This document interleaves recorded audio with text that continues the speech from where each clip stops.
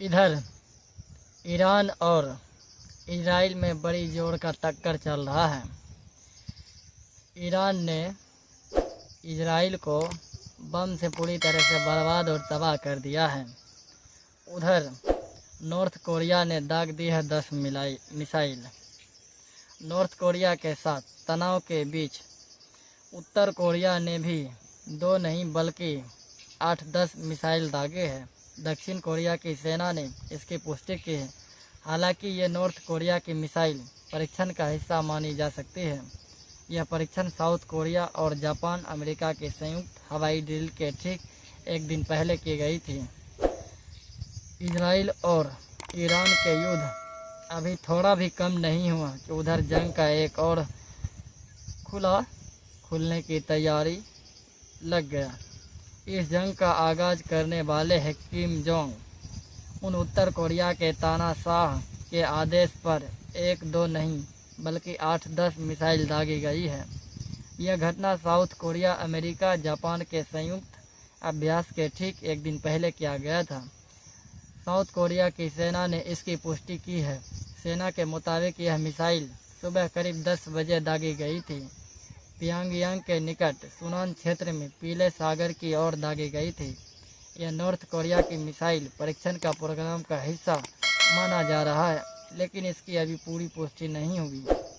सेना ने अब तक यह पता लगाने की कोशिश कर रही है कि यह मिसाइल कौन सी है और इसका मारक क्षमता कितना है और यह कितने जगहों को बर्बाद कर सकता है। उत्तर कोरिया ने यह 10 मिसाइलें 240 मिली मल्टीपल रॉकेट लॉन्च से दागी हैं। दक्षिण कोरिया की सेना के मुताबिक सियोल और उनके आसपास का निशाना नॉर्थ कोरिया के निशाने पर बनाया गया है। पिछले साल ही उत्तर कोरिया ने एक मल्टीपल रॉकेट लॉन्चर का परीक्षण किया था। यह एक नई गाइडेंस सिस्टम से लैस मल्टीपल रॉकेट लॉन्चर माना जा रहा है। हवाई ड्रिल के एक दिन पहले परीक्षण की गई थी। इसका क्या मतलब निकल कर आता है? नॉर्थ कोरिया ने यह मिसाइल उस हवाई ड्रिल के ठीक एक दिन बाद दागी जिसमें साउथ कोरिया, जापान और अमेरिका ने हिस्सा लिया था। इस ड्रिल का आयोजन साउथ कोरिया की ओर से अपने त्रिपक्षीय सुरक्षा सहयोग को मजबूत करने के प्रयोग के तहत किया गया था।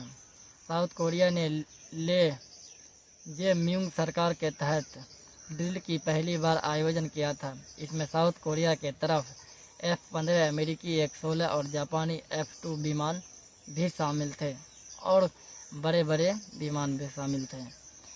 साउथ कोरिया और उत्तरी कोरिया के बीच पिछले कई सालों से तनाव चला आ रहा है। इसकी शुरुआत 1950 से 1953 के कोरियन युद्ध से हुई थी और यह लगातार बढ़ते जा रहा है।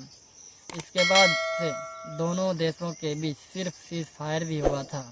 किसी तरह की संधि नहीं हुई थी। जिस तरह से भारत और पाकिस्तान में संधि समझौता हुआ था, इसमें कोई भी समझौता नहीं हुआ। आज भी दोनों देशों के बीच सैन्य, राजनीतिक और वैचारिक संघर्ष जारी है। उत्तर कोरिया लगातार मिसाइल परीक्षण पर परीक्षण किया जा रहा है, सियोल को डराता है, जबकि दक्षिण कोरिया अमेरिका के साथ सैन्य अभ्यास करता है। वह वजह से नॉर्थ कोरिया नाराज रहता है। हाल ही में उत्तर कोरिया ने दक्षिण कोरिया में पत्तियों और कचरों से भरे गुब्बारे भेजे थे। इसका क्या मतलब है? अगर आप जानते हैं तो कमेंट करके ज़रूर बताएं और ऐसी और जानकारी के